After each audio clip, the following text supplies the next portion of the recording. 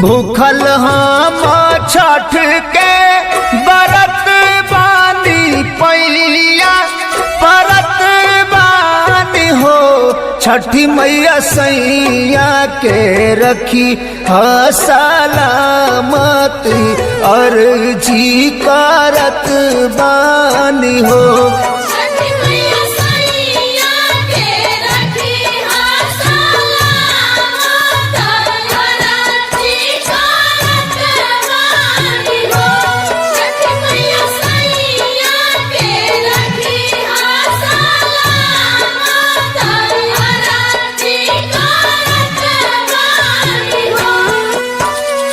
भूखल हम छठ के बरत बानी पैया परत बानी हो। छठी मैया सैया के रखी सलामत अर्जी करत बानी हो।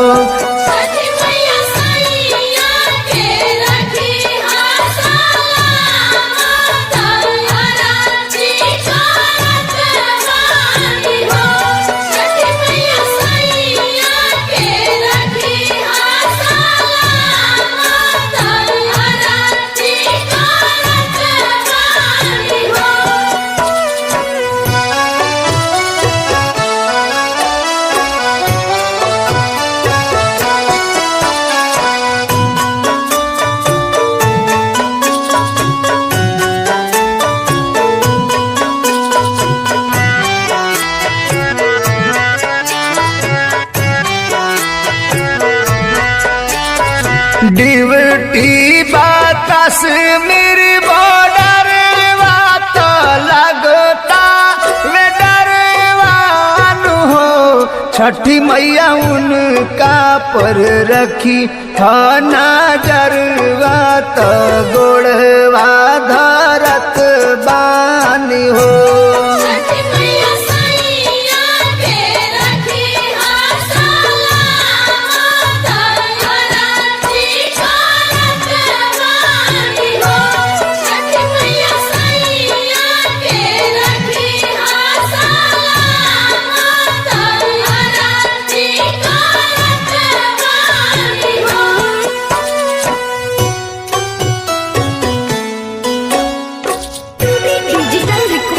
स्टूडियो गोपालगंज।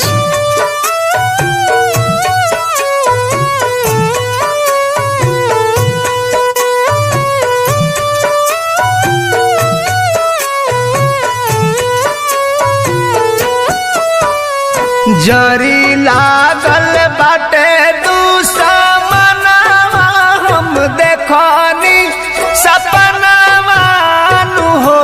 छठी मैया नहीं खनऊ हम रासमनवा हम बहुत डरत बानी हो।